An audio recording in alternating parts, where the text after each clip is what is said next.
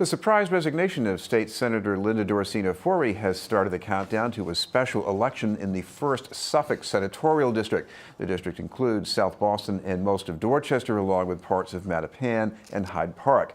Among those running in the Democratic primary on April 3rd is our guest, currently the state representative from South Boston, Nick Collins. Thank you very much for being with us. Thank you, Chris. Thanks for having me. First of all, I not surprised about this, but so why do you want the seat? Well, I think the district needs a leader who understands all different parts of it and what both of its strengths are and where working with the community we can make it better. I've worked alongside Senator Forry the last 4 years, hand in hand on a number of issues that stretch across this district, on economic access and opportunity to making strides towards improved and more reliable transportation. So it's really continuing that work, and someone who can continue that work, hit the ground running. I'm in my 7th year now.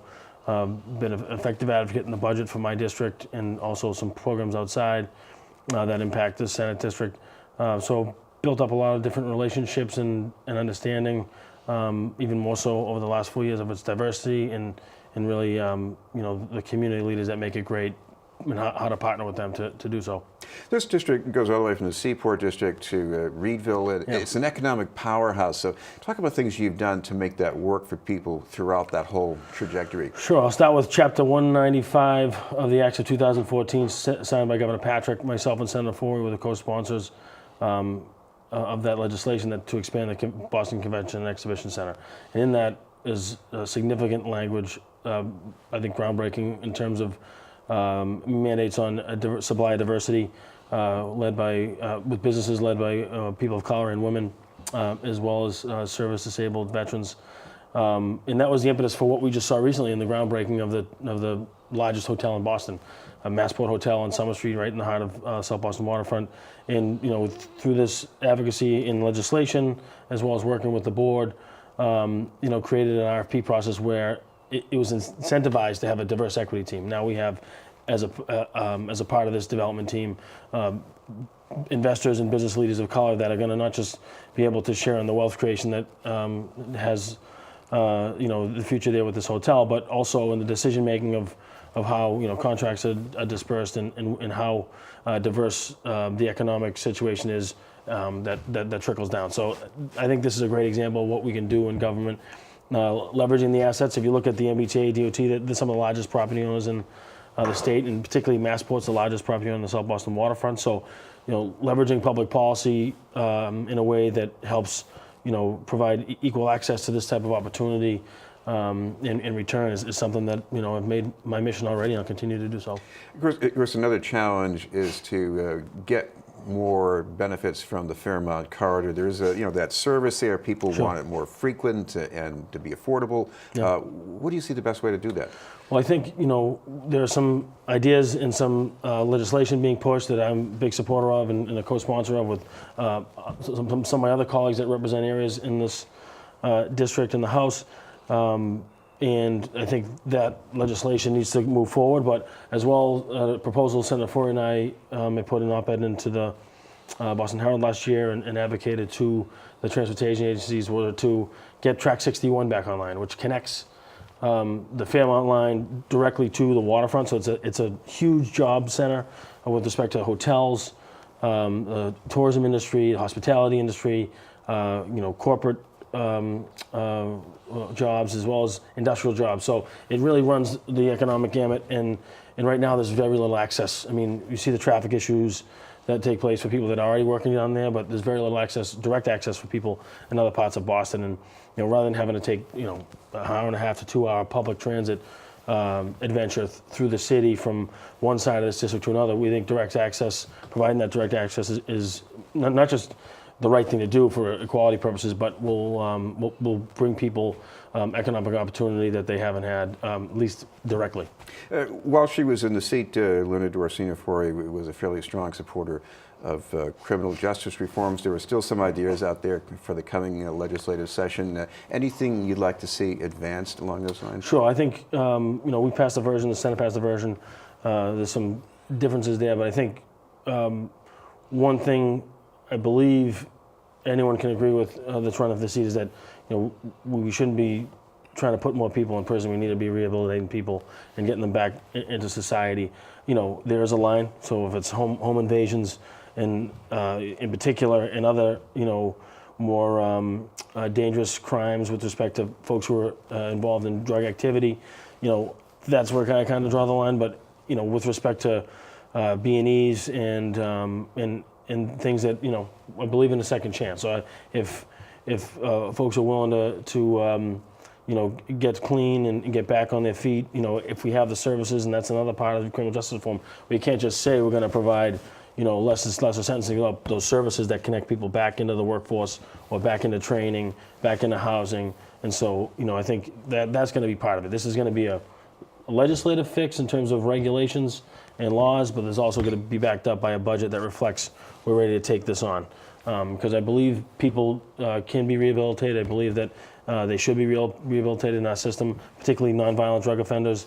And in order to do that, we need a budget to back it up. So I think there's going to be a two-pronged attack on this issue, and we've already started that process with respect to the changing of the law and mandatory minimums and what people are comfortable there. We're going to see a compromise come out this spring, but it's got to be backed up by budget priorities that reflect we can handle this challenge and letting people get a second chance on the pathway to recovery. Another issue, again, in play this year is restrictions on cooperation between state agencies and immigration enforcement. Would you support something like the Safe Communities Act? Or Yes, I'm co-sponsor of that legislation. I think we need to be focused on violent crime and the drug trade, gun violence. The high impact issues that are really taking a toll on this district, not just the whole state, but particularly this district. And I think we see a mayor that's supportive of that, and I think we have the state government that's supportive of that so far. But I am a co-sponsor of that legislation. Now, once again, there's a lot of nervousness about the Mattapan-Ashmont trolley. It's been a rough year the past few months, at least. Yeah. How far would you go to make sure that remains as a trolley service and not transformed into another bus route? Talked to a lot of people about this, Chris, including some of my colleagues that represent that area, and they're adamant that they want continued rail service. It's the only rail service through a cemetery, and there's a lot of history there, but it's also an access issue. The Red Line is a key part of public transportation of this district, and in particular for folks living in Mattapan and along the way, Lower Mills, other parts of Dorchester. That is really a lifeline to the Red Line, Mattapan Square to Ashmont Square. I'm sorry, the Ashmont Station. So in order to keep that going, it's going to require investment. It's going to require advocacy, and I plan on advocating to keep that Mattapan line going. I think there's a way to make it look historic. Some people think make it look historic by making it run more efficient. What's been the consensus is that they don't want to see bus shuttles long term running up along the Neponset Valley River where they have rail access right now. So I'll be focused on making sure that continues and hopefully improves. Well, another issue for the state here is getting rid of that sort of a gridlock generator around Kosciuszko Circle there. Yeah, sure. Between Columbia Point and Columbia Savin Hill. It's been unsolved for many years. So what has to happen? The great question. So last year, myself, Senator Forry, Representative Hunt, had met with the governor about this big issue. They're very aware of it. They are committed to, meaning the state is committed to bumping up JFK Station on the list of priority in terms of the red lines in need of repair, as well as Kosciuszko Circle. The economics for the area really is going to drive that. I think each year when you're dealing with a general fund allocation, or if it's a bond, there's decisions. Some of them are political in a big state that needs a lot of repair. We've been talking for years about the need to improve our infrastructure, and so that debate happens all across the state. Something that I'd consider doing is creating a finance district in that area, the Columbia Point Finance District, that would allow for a bond program where you would keep the taxes generated in that area, both from the private sector, in this case, sales tax or whatever takes place at Bayside from the UMass Boston, to be leveraged back to make that investment. So I think, the tab is looked at somewhere between over $100 million. It's a big figure. So having economics to back that up, I think, is a key a key component, and I think we're there. We're really close. I mean, the Globe site's coming in line. Bayside's being debated by UMass and the community, and really, the plan that's put in place for the Columbia Point Master Plan, community-driven plan. We hope that stays as the guideline. I'll be supporting that during the community process with the mayor, Mayor Walsh, and my colleagues, Councilor Frank Baker, Representative Dan Hunt, Councilor Anissa Sabi-George. So, of course, Steve Lynch has been involved with the issue around UMass. So we've been, paying close attention. I think we're very close.